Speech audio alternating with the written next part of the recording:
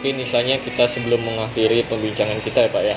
Nah, mungkin ada yang mau disampaikan dengan Bapak untuk khusus sahabat setapak kecil nih yang lagi nonton kan gitu loh. Peran dan istilahnya apa harapan mereka, band mereka ini pada semangat kan gitu loh. Ya, jadi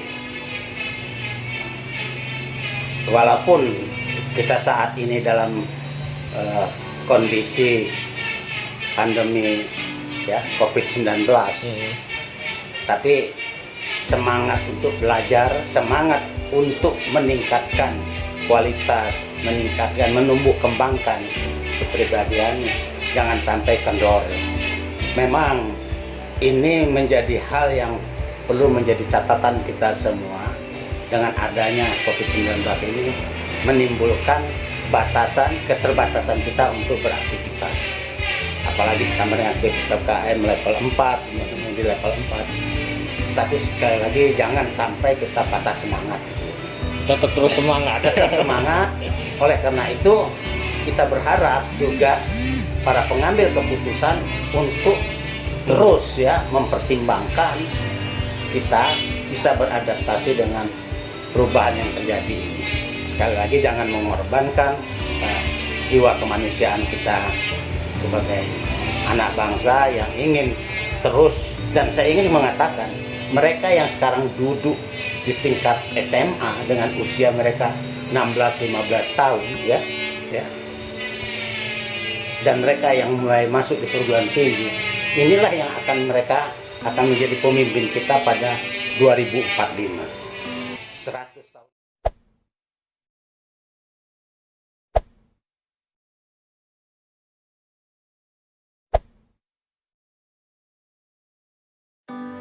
Ya, para sahabat setapak kecil, kita sudah nyampe di kediaman rumah Bapak Muhammad Toha Batin Sampurnajaya. Beliau salah satu dari akademisi bidang pendidikan dari Universitas Lampung dan dosen FKIP Unila, sekaligus beliau pernah menjadi mantan pembantu bidang 3 mantan pembantu rektor 3 bidang kemahasiswaan. Kali ini kita sedang bersama dengan beliau. Ya, apa kabar Pak? Alhamdulillah sehat. Salam sehat terus. Ya benar ya Pak. Yang penting kuncinya untuk saat ini sehat ya Pak ya. Iya Pak, ini di sini kedatangan saya pingin istilahnya ya kita sharing lah Pak ya. Nah, tentang ya kan di sini Bapak selaku akademisi bidang pendidikan dari Unila Pak. Nah, untuk dalam pengamatan Bapak sih Pak, untuk saat ini di sektor pendidikan itu di khususnya kita bicaranya di Provinsi Lampung ya Pak ya. Provinsi Lampung itu menurut kacamata Bapak itu seperti apa Pak? Ya, jadi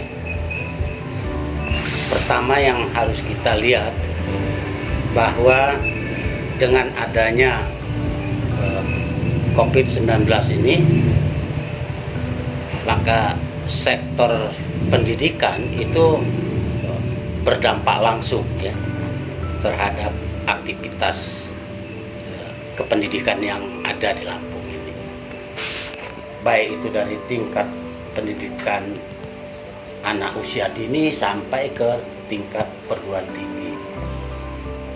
Nah, dengan adanya pandemi COVID-19 itu memberikan satu sudut pandang yang kita harus lebih luas melihatnya. Betul bahwa dengan adanya COVID-19 ini para pendidik itu akan melakukan satu inovasi, mengembangkan kreativitasnya dalam proses pembelajaran, karena tidak memungkinkan terjadinya proses pembelajaran langsung tatap muka gitu ya. Apalagi dengan PPKM level 4 ini. Nah, ini juga menjadi hal yang kendala dalam proses pembelajaran. Nah, saya melihat bahwa kalau ini sudah berjalan 2 tahun loh ya, dan sudah 2 kali penerimaan Mahasiswa. siswa baru ya. Dan ini akan memberikan dampak terhadap kemampuan dalam konteks pengembangan karakter anak didik kita. Proses pembelajaran daring sekarang ini betul kalau dari aspek kognitif Iya. itu nggak ada masalah ya. Bahkan mungkin lebih berkembang karena mereka wawasannya lebih luas ya. Tetapi dari aspek yang lain yaitu aspek psikomotorik dan aspek afektif, pengembangan sikap, perilaku dan karakter itu menjadi problem yang cukup mendasar menurut saya ya. Karena proses pembelajaran itu akan lebih baik kalau itu bersifat langsung ya. Berarti secara tidak langsung daring ini ya dibilang positif dan positif dan negatif lah Pak ya. Iya, jadi ada positifnya. Apalagi khusus untuk istilahnya kemungkinan ya lagi istilahnya pendidikan dari tingkat dasar ya kemungkinan Iya. karena kan mereka juga kan perlu bimbingan secara langsung kan gitu loh. Enggak istilahnya ya sangat yang tadi yang Bapak bilang kan gitu secara tidak langsung berarti kan perlu sangat bertatap muka itu sangat perlu diperhatikan benar kan gitu loh dari berbagai unsurnya kan gitu loh. Nah kalau untuk menyikapinya Pak, nah ini kan kemarin kita juga mendapat istilahnya informasi nih kan gitu loh. Nah berbincangan istilahnya terkait daring ini juga dari mahasiswa nih. Ya kebetulan kan Bapak juga kan di bidang istilahnya dosen di FKIP Unila nih. Nah kalau untuk mahasiswa Bapak itu kayak mana sih Pak? Lo untuk istilahnya Bapak juga bisa mengamatinya, menyiasati mereka itu dan mereka juga mendapatkan dari segi ya motoriknya segala macam itu Pak. Ya, jadi pembelajaran yang sekarang kita lakukan hampir 2 tahun ini dengan sistem daring ya. Jadi model pembelajarannya kita juga menggunakan beberapa aplikasi, apakah itu bisa dengan Zoom, bisa dengan V-Class, bisa dengan Google Meet ya. Bahkan ada yang sederhana pakai WA Group gitu ya. Ya kata saya kalau itu dilakukan 1 semester ya mungkin masih belum apa-apa. Tapi sekarang kalau saya melihat sudah masuk tahun kedua, ini kejenuhan itu sudah mulai nampak. Apalagi kayak semester akhir ini ya Pak. Iya, semester akhir itu kejenuhan semakin nampak dalam proses pembelajaran ini. Jenuh itu tidak hanya dari pihak mahasiswanya, juga dosennya juga ada jenuh gitu ya. Karena setiap saat mereka berhadapan dengan laptop ya, yang dibicarakan itu melalui aplikasi yang digunakan. Nah, akibatnya akhirnya unsur monotonnya itu akan muncul. Tapi kalau kita tetap muka, itu bisa berekspresi, menyampaikan sesuatu tidak mesti dengan kata-kata, tapi juga dengan gerak, bahasa tubuh, itu bisa dilakukan dalam proses pembelajaran. Tapi kalau melalui daring, bahasa tubuh sulit. Apalagi juga ditambah kesulitan kita, sinyal kadang-kadang jadinya menjadi error gitu. Bahkan Bandar Lampung ini dalam minggu ini sudah berapa kali mati lampu. Kemarin mati lampu, walaupun hanya sebentar, hanya 5 menit gitu, tapi itu akan mengganggu proses pembelajaran itu ya. Iya, ya? proses pembelajaran. Lagi anak-anak kita yang sikul itu mati lampu. Kita dalam seminggu ini Bandar Lampung mati lampu walaupun sebentar mati. Nah itu jadi satu hal yang menjadi hambatan. Jadi saya pikir, tetapi kita tidak harus menyerah gitu ya dengan kondisi semacam ini. Memang harus ditingkatkan kreativitas dosen, guru dalam proses pembelajaran. Ya, tapi juga itu harus didukung oleh semua stakeholder yang ada. Kalau tidak ya akhirnya proses pembelajarannya monoton menurut saya. Monoton, kemudian lebih banyak one way saja ya, traffic one way hanya satu arah. Tapi kalau ada tatap muka itu bisa multi, bisa beragam, bisa diskusinya lebih terfokus gitu ya. Nah ini jadi persoalan kita. Oleh karena itu kita melihat ini, dan kalau kita mau jujur, dengan adanya perkuliahan daring ini untuk jangka panjang itu akan menurunkan kualitas peserta didik, mau tidak mau. Nah, Walaupun ini didukung oleh teknologi yang ada ya. Nah ini kan kemarin juga kita juga dapat informasi ya Pak ya, dari salah satu media online yang ada di Provinsi Lampung ini kan, menyikapi terkait surat edaran dari kementerian kita kan gitu Pak Nadiem. Nah beliau ini kan surat edaran itu akan masih istilahnya untuk ya proses pembelajaran ini akan istilahnya terus dilakukan untuk darling ya kan, online itu kan gitu loh, untuk proses online. Nah untuk menyikapinya bagaimana sih Pak kalau misalkan terus dilakukan terus istilahnya tanpa tatap muka, kan kita juga nggak tahu sih ini sampai kapan kan gitu loh, pandemi ini sampai kapan kita juga kan nggak tahu kan gitu loh, namanya istilahnya penyakit ini tidak kelihatan kan gitu loh, dari dinas juga ya masih belum bisa menyampaikan kan gitu loh. Nah terus kan ini di sini juga ya kita bacanya di salah satu media online itu ya gubernur kita juga khususnya di Provinsi Lampung ini Pak Arinal kan gitu sempat membantah juga kan. Ya menurut dia kan kemungkinan yaitu yang tadi yang Bapak bilang itu membantu kan gitu loh. Ya pembantahan beliau kemungkinan ya salah satu istilahnya yang membuktikan kan gitu loh, bahwa mana ya tadi yang Bapak sampaikan peran pendidikan itu sangat penting bertatap muka kan gitu. Masuk tujuan beliau itu kemungkinan seperti itu ya Pak ya. Nah terus kan di sini dari wali kota juga berupaya. Nah sebetulnya kita melihat di beberapa kabupaten ini yang masih zona merah kan gitu loh, kemungkinan yang untuk berapa kabupaten yang masih di zona merah kemungkinan belum bisa untuk bertatap muka proses pembelajaran itu. Nah ketika misalkan nantinya nih Pak, ketika istilahnya termasuk kota Bandar Lampung kan gitu loh, nah udah siap untuk untuk bertatap muka proses pendidikan, nah itu menurut Bapak kayak mana sih?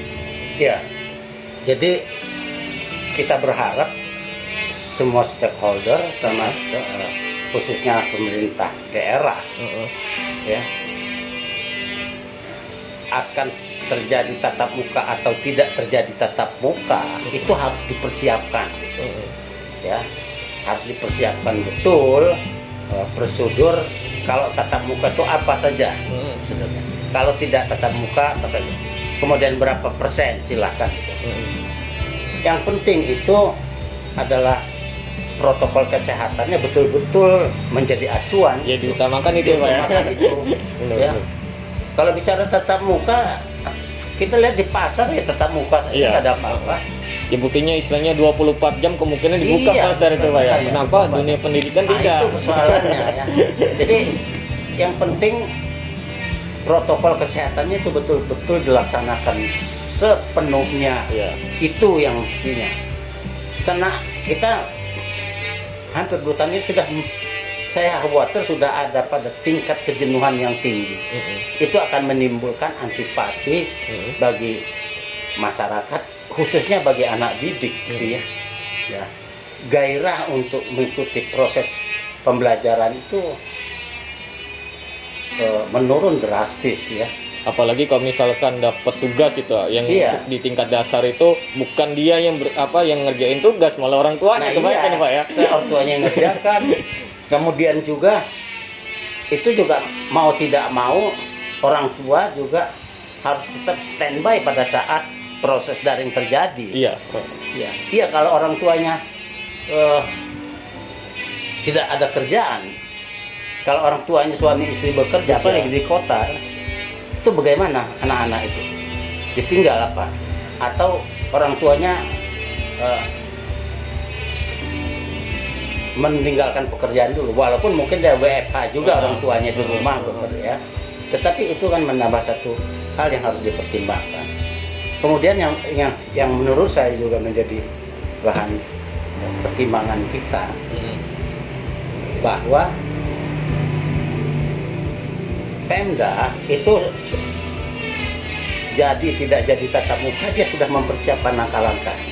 Berarti solusi yang harus Tetap diberikan. sudah harus dipersiapkan. Apapun, jadi plan A begini, plan B-nya begini. Ya, nah itu harus dilakukan.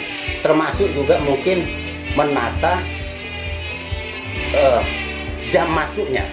Mungkin kelas ini jam sekian, jam Berarti ini. modelnya shift-shiftan kayak pekerja gitu ya, Pak ya. Mungkin kelas 1 jam 7, nah kelas 2 mungkin jam 8 baru masuknya. Sehingga itu juga mengantisipasi tidak terjadi kerumunan pada saat pulang. Jadi berbeda. Nah itu harus dipertimbangkan hal semacam itu. Dan itu harus dibuat gitu. Jangan pada saat baru diukikan sibuk baru membuat aturan.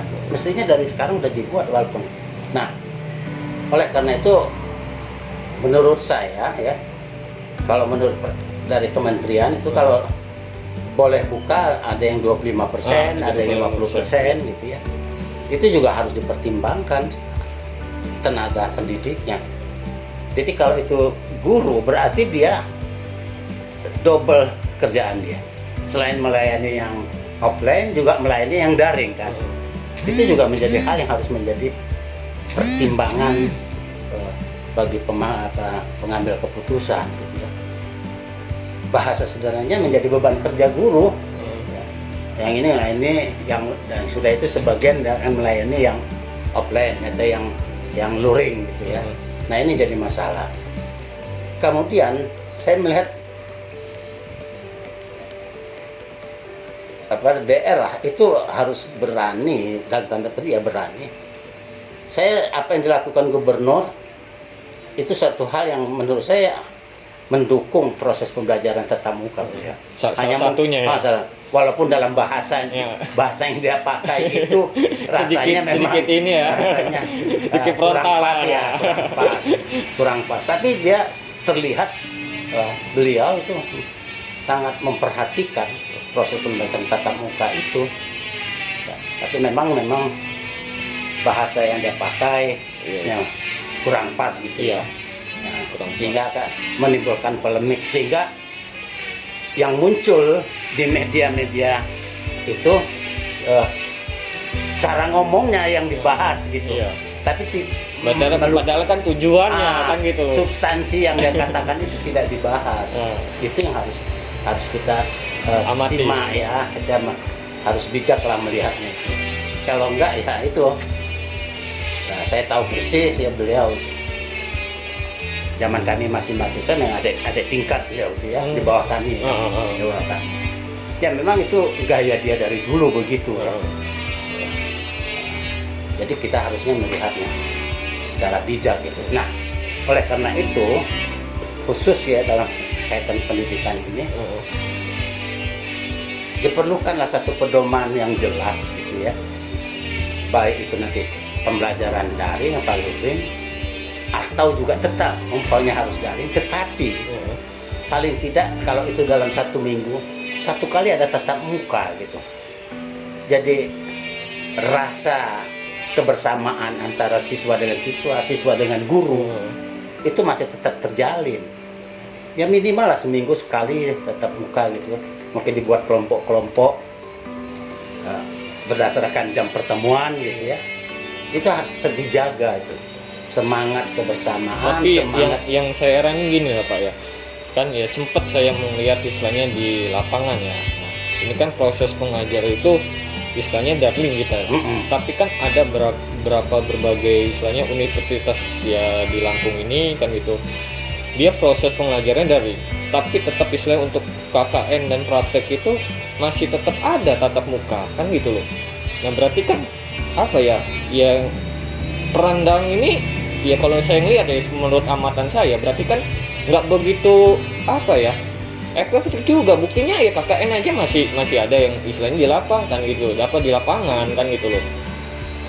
Ini sangat disayang kenapa istilahnya nggak dari awal aja kan gitu loh, istilahnya ya bertahap lah atau kenapa ya pasar aja yang tadi Bapak bilang pasar aja dibuka kan gitu loh, boleh kan gitu, istilahnya lebih mengundang keramaian daripada perkuliahan kan gitu loh. Ya orang belanja segala macam istilahnya penyentuhan ya jelas ya, penyentuhan fisik dan segala macam yang kita lihat juga di lapangan. Untuk di pasar ini ya penerapan protokol kesehatannya ya kita lihat juga di lapangan itu ya sangat kurang kan gitu loh Iya. Pak, dibanding istilahnya di bangku perkuliahan ataupun dunia pendidikan kan gitu loh. Ya namanya mungkin dunia pendidikan ya untuk protokol kesehatan kemungkinan ya terjaga lah kan gitu loh. Ya bisa dibilang seperti itu sih Pak. Iya, jadi memang ada semacam ini ya, Pro dan kontra ya Pak. iya pro kontra masalah itu. Mm-mm. Jadi hal semacam ini mestinya disikapi dengan bijak gitu ya. Mm-mm. Ya. Proses kaitannya dengan proses pembelajaran Mm-mm. ini kita memang memerlukan menurut saya satu adaptasi baru memang kita harus lakukan. Tetapi jangan sampai kata saya unsur substansi dalam proses pendidikan itu sendiri tidak bisa disampaikan dalam kegiatan yang bersifat daring itu. Mm-mm. Karena tidak mungkin lah ya. Oke lah, betul gitu.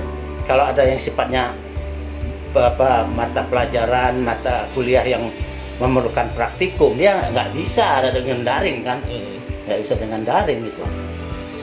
Apalagi untuk prodi-prodi yang banyak sifatnya harus praktek gitu. Sebagai contoh gitu di program studi pendidikan jasmani ya, Penjaskes itu banyak yang sifatnya harus praktek, nggak mungkin daring kan itu. Nah, kemudian penilaiannya itu harus on the spot, langsung, nggak bisa lewat media lain untuk memberikan penilaian. Bicara tentang kelenturan umpama, tentang gerak dalam proses penilaian itu kan harus langsung. Nah ini jadi hal yang menjadi pertimbangan. Kita berharap pengambil keputusan untuk mempertimbangkan kalau itu tetap daring, tapi ada juga yang sifatnya luring. Tadi saran saya mungkin dalam 1 minggu 1 kali lah, ya, sehingga tidak menimbulkan kejenuhan anak didik. Bisa saudara bayangkan anak usia dini PAUD gitu, kuliah belajarnya daring gitu ya. Bisa bayangkan apa yang bisa dilakukan mereka. Padahal itu masih proses pertumbuhan ya. Iya, pertumbuhan mereka, kemudian anak SD kelas rendah lah, 1, 2, 3. Itu kalau daring ya bagaimana perkembangan mereka? Perkembangan tidak hanya dalam konteks tumbuh dirinya, tapi perkembangan psikologisnya, perkembangan sosialnya ya. Itu nggak terjadi kalau daring gitu ya. Akibatnya memang ke depan kita menjadi orang-orang yang individualis. Terus terang saja kita kan nggak peduli gitu. Dan ini udah terasa loh. Dengan katakan ada teman kita meninggal karena COVID, ya sudah nggak bisa datang kita. Iya. Akhirnya kamu saya gitu. Paling ngirim di WA Group ngucapin bela sungkawa kalau bisa datang. Nah rasa guyup ini, rasa kebersamaan itu akan semakin hilang gitu ya. Nah ini yang kita khawatirkan, bahwa sebagai manusia kita bukan hanya sebagai makhluk individual tapi juga makhluk sosial.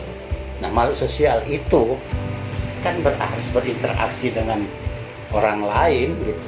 Nah ini yang harusnya menjadi pertimbangan kita, walaupun betul ini dalam kondisi darurat ya. Ya kalau sudah 2 tahun sih bukan darurat lagi sih kan. Ya, darurat itu kan emergensi hanya kurun waktu tertentu saja. Kita sudah hampir 2 tahun. Nah ini yang harus menjadi pertimbangan kita, dan kita berharap ya teknologi betul gitu. Tadi juga tolong dipertimbangkan lah ya, guru-guru yang sudah usia lanjut gitu ya, yang mengikuti teknologi ini saja sulit bagi mereka, apalagi mereka akan mengembangkan teknologi itu untuk melakukan proses pembelajaran. Apalagi pemuda dan pemudi ini kan istilahnya ya penerus bangsa kita ya Pak ya gitu loh. Kalau misalkan yang tadi kan kalau proses terus kayak gini kan berarti ya sangat disayangkan penerus bangsa kok apa ya harus seperti ini kan gitu loh. Ya itu makanya kata saya, pertumbuhan perkembangan seseorang itu menuju kayak kita katakan menjadi manusia yang paripurna, manusia yang utuh.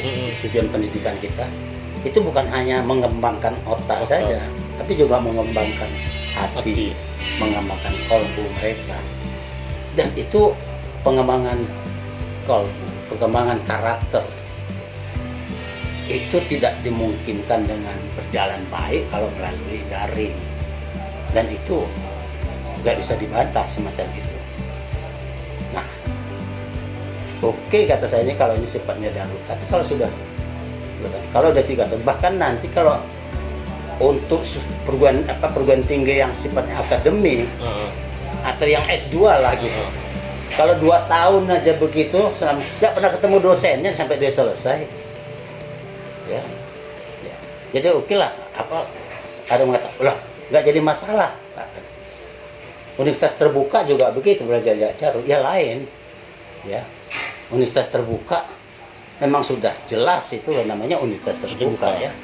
Pembelajarannya jarak jauh, dan kemudian itu juga karena beberapa faktor peserta didiknya itu mahasiswanya memang tidak memungkinkan dia untuk tatap muka. Nah, sekarang bagi anak-anak, ya karena anak TK, SD, sekolah itu salah satu hal yang dipentingkan itu adalah sosialisasinya, proses sosial dia, pengembangan kehidupan bersama, itu yang diutamakan supaya dia tidak hanya di dalam lingkungan keluarga, tapi juga dengan lingkungan di luar keluarga, yaitu di sekolah. Tapi kalau daring ya gimana? Ikuti keluarga itu aja. Nah itu menimbulkan kata saya ya Pak, gini. Tidak tepatan.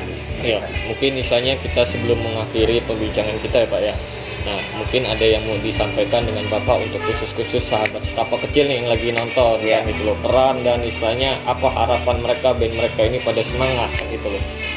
Ya, jadi walaupun kita saat ini dalam kondisi pandemi ya COVID-19, tapi semangat untuk belajar, semangat untuk meningkatkan kualitas, menumbuh kembangkan kepribadian, jangan sampai kendor. Memang ini menjadi hal yang perlu menjadi catatan kita semua. Dengan adanya COVID-19 ini menimbulkan keterbatasan kita untuk beraktivitas. Apalagi ditambah dengan PPKM level 4, di level 4. Tapi sekali lagi jangan sampai kita patah semangat. Tetap terus semangat. Tetap semangat. Oleh karena itu kita berharap juga para pengambil keputusan untuk terus ya mempertimbangkan kita bisa beradaptasi dengan perubahan yang terjadi ini. Sekali lagi jangan mengorbankan jiwa kemanusiaan kita sebagai anak bangsa yang ingin terus, dan saya ingin mengatakan mereka yang sekarang duduk di tingkat SMA dengan usia mereka 16-15 tahun ya, dan mereka yang mulai masuk ke perguruan tinggi, inilah yang mereka akan menjadi pemimpin kita pada 2045.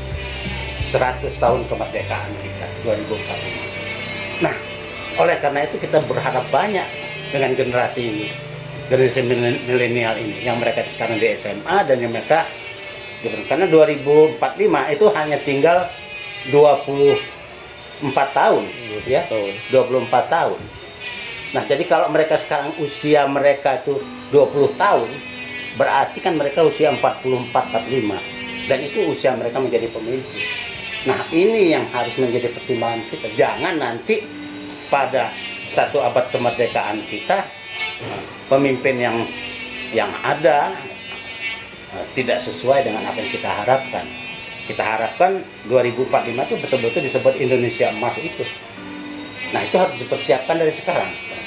Kalau enggak ya bisa-bisa sayonara Indonesia 2045. Ya, kemungkinan begitu sahabat kecil yang disampaikan dengan Pak Muhammad Toha Batin Sampurnajaya.